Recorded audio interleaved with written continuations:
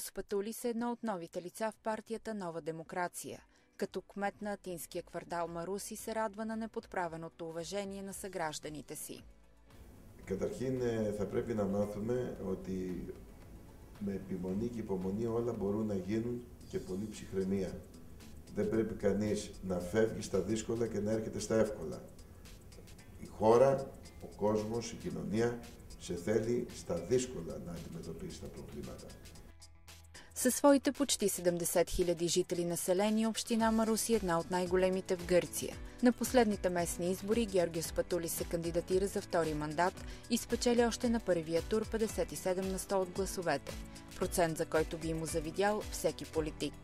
Και εδώ όταν ανέλαβα ήταν δύσκολα τα πράγματα σε ένα Δήμο αρκετά χρεωμένο, αλλά προγραμματίσαμε, μελετήσαμε και κυρίως προσπαθήσαμε να μην καταναλώνουμε πολλά περισσότερα ή καθόλου περισσότερα από αυτά τα οποία παράγουμε. Θα πρέπει λοιπόν και σαν ελληνικός λαός γενικότερα να μάθουμε να ξοδεύουμε λιγότερα από αυτά τα οποία παράγουμε. Τότε ένα έθνος γίνεται μεγάλο, τότε ένα έθνος μπορεί να μεγαλουργήσει και να αποκτήσει τη θέση στην Ευρώπη, στην παγκοσμιότητα που της αξίζει. Дори в разгара на дълбока икономическа криза, Маруси е община, която предоставя на жителите си безплатен обществен транспорт, безплатно медицинско обслужване и лекарства за бедни и безработни, общински фитнес център и множество социални програми. Ενώ παίρναμε τις επιδοτήσεις από το κράτος, μειώθηκαν πάνω από 40% από προπέρσινες τιμές, καθώς επίσης τα δημοτικά τέλη που παίρνουν από τους δημότες έχουν μειωθεί, διότι δεν μπορούν να πληρώσουν μέσω της ΔΕΗ τα ποσά.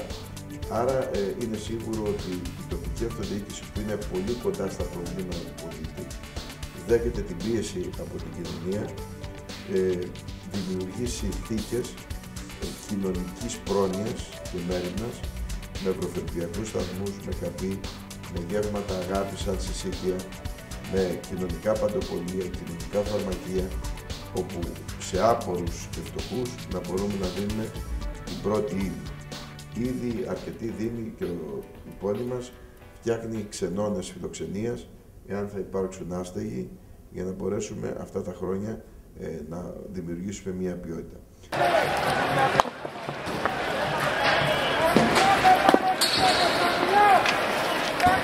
В момент, когато повечето гръцки публични личности не смеят да се покажат навън без охрана, Георгиос Патулис, който е и президент на Лекарския съюз, не се страхува да организира доброволен пункт за оказване на първа помощ на площад Σύνταγμα по време на демонстрациите.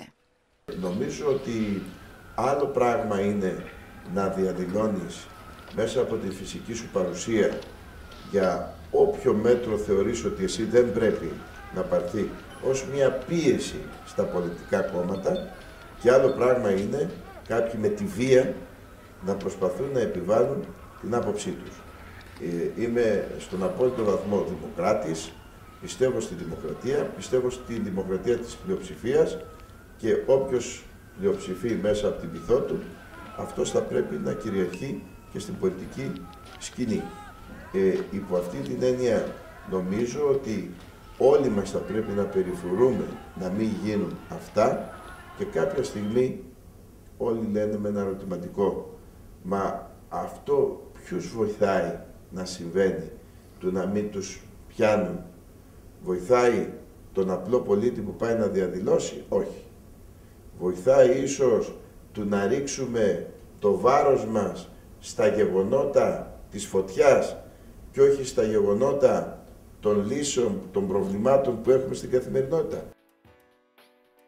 Лекарското съсловие има славата на едно от най-корумпираните в Гърция и Георгиос Патулис предлага решение на проблема. Καταρχήν εγώ πιστεύω και το λέω εντελώς καθαρά ότι εάν θέλανε οι υπουργοί να σταματήσει το φακελάκι, σε μία μέρα θα μπορούσε να έχει συμβεί αυτό. Εάν βάζανε νόμους οι οποίοι να λέγαν όποιος βγει με φακελάκι φεύγει και από γιατρός. Αυστηρούς νόμους, στους οποίους οι διοικήσεις των νοσοκομείων που είναι του Υπουργού Υγείας του εκάστοτε θα μπορούσαν να εφαρμόσουν με διάφορες πολιτικές εσωτερικές.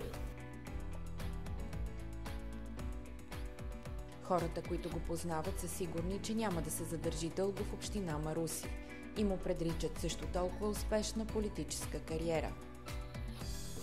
Δεν είναι ο πολιτικός που πρέπει να πάρει μια καρέκλα και να πάρει κάποια γαλόνια. Δεν κάνουν, κατά την προσωπική μου άποψη, οι θέσεις της προσωπικότητας. Οι προσωπικότητες κάνουν τις θέσεις. Και ας το καταλάβουμε όλοι ότι δεν έχει σημασία που βρίσκεσαι, σημασία έχει να κάνεις καλά τη δουλειά σου κάθε φορά εκεί που αναλαμβάνεις τις ευθύνες.